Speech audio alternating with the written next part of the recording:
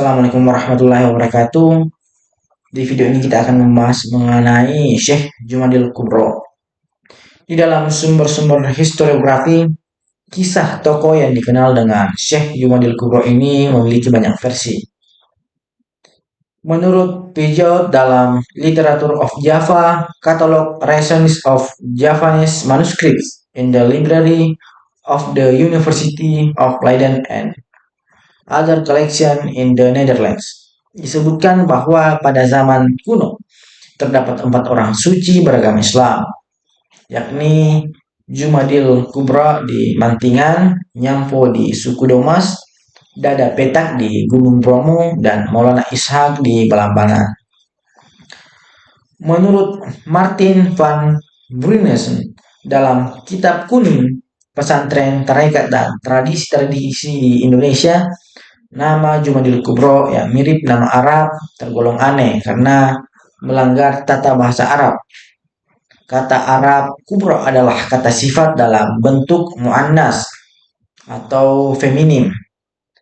Bentuk superlatif isim tafdil dari kata kabir yang berarti besar.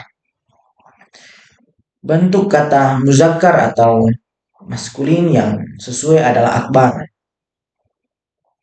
Martin menilai aneh kata Al-Kubra menjadi bagian nama seorang laki-laki.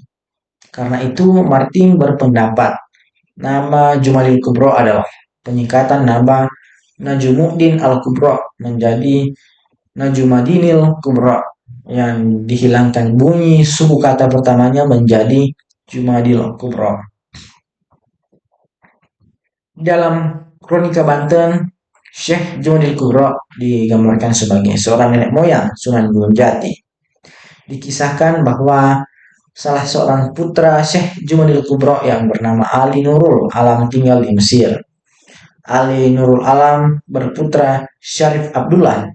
Syarif Abdullah berputra Syarif Hidayatullah, kelak menjadi Gunung Jati.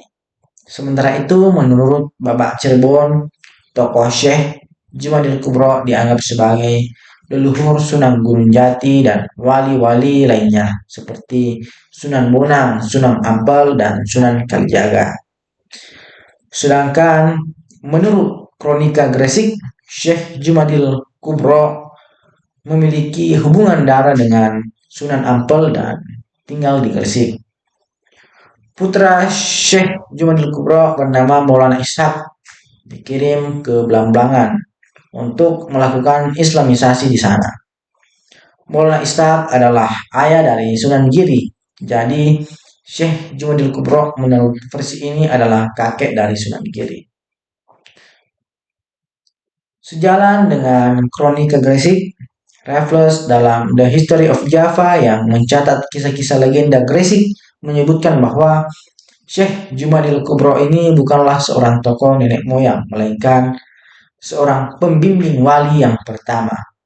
Dikisahkan Raden Rahmat yang kelak menjadi Sunan Ampel pertama-tama datang dari Campa ke Palembang dan kemudian meneruskan perjalanan ke Majapahit. Mula-mula Raden Rahmat ke Gresik dan mengunjungi seorang ahli ibadah yang tinggal di Gunung Jali bernama Syekh Maulana Jumadil Kubro. Syekh Maulana Jumadil Kubro kemudian menyatakan bahwa kedatangannya telah diramalkan oleh Nabi bahwa keruntuhan agama kafir telah dekat dan Raden Rahmat dipilih untuk mendakwakan agama Islam di pelabuhan timur Pulau Jawa. Babat Tanah Jawi menuturkan bahwa Syekh Jumadil Kubro adalah sepupu Sunan Ampel yang hidup sebagai petapa di sebuah hutan dekat Gresik. Keberadaan Syekh Jumadil Kubro sebagai seorang petapa didapati pula dalam cerita tutur bersifat legendaris yang tersebar di sekitaran lereng Gunung Merapi di utara Yogyakarta. Dalam cerita ini, Syekh Jumadil Kubro diyakini sebagai wali tertua asal Majapahit yang hidup bertapa di hutan lereng Merapi. Syekh Jumadil Kubro dalam legenda itu diyakini berusia sangat tua, sehingga dipercaya menjadi penasihat rohani Sultan Agung. Sementara itu, menurut tradisi, para syahid asal Hadramaut yang datang ke Indonesia pada akhir abad ke-18, para wali termasuk Syekh Jumadil Kubro yang mengislamkan Jawa dan wilayah-wilayah lain di Asia Tenggara adalah keturunan syahid. Tokoh yang dianggap sebagai leluhur mereka itu bernama Jamaluddin Husain Al-Akbar. Manakah kisah yang lebih otentik antara sumber-sumber babat lokal dengan cerita tradisi yang disampaikan para syahid? Dalam simpulannya, Martin van Brunissen yang berdasarkan kajian pada dokumentasi yang ada menilai versi babat Jawa lebih asli daripada versi para syahid. Bagi Martin, cerita tentang Jamaluddin Al-Akbar versi para syahid tampaknya merupakan hasil dari upaya pada abad ke-20 awal untuk mengoreksi legenda Jawa. Kata sifat kubro diganti dengan kata Arab yang lebih tepat, yaitu Al-Akbar. Dan nama aneh Jumadil diganti dengan nama Arab yang paling mirip, yakni Jamaluddin. Sesuai dengan kisah keberadaan dan sepak terjang yang simpang siur dalam banyak versi, makamnya juga diyakini berada di berbagai tempat. Berdasar kisah dalam babak tanah Jawi yang menuturkan Syekh Jumadil Kubro pernah melakukan tapa di Bukit Bergota di Semarang, maka penduduk setempat meyakini bahwa sebuah makam tua yang terletak di antara tambak dan daerah terbahaya adalah makam Syekh Jumadil Kubro. Kisah Syekh Jumadil Kubro di Gresik dan Mentingan tidak meninggalkan jejak makam maupun petilasan dari tokoh tersebut. Di lereng Gunung Merapi, tepatnya di Desa Turguh di kaki gunung Kawastu, terdapat makam keramat yang diyakini sebagai makam Syekh Jumadil Kubro.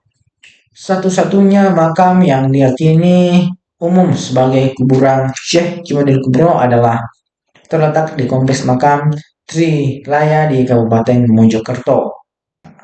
Itu sedikit mengenai Syekh Jumadil Kubro. Semoga bermanfaat untuk kita semua. Assalamualaikum warahmatullahi wabarakatuh.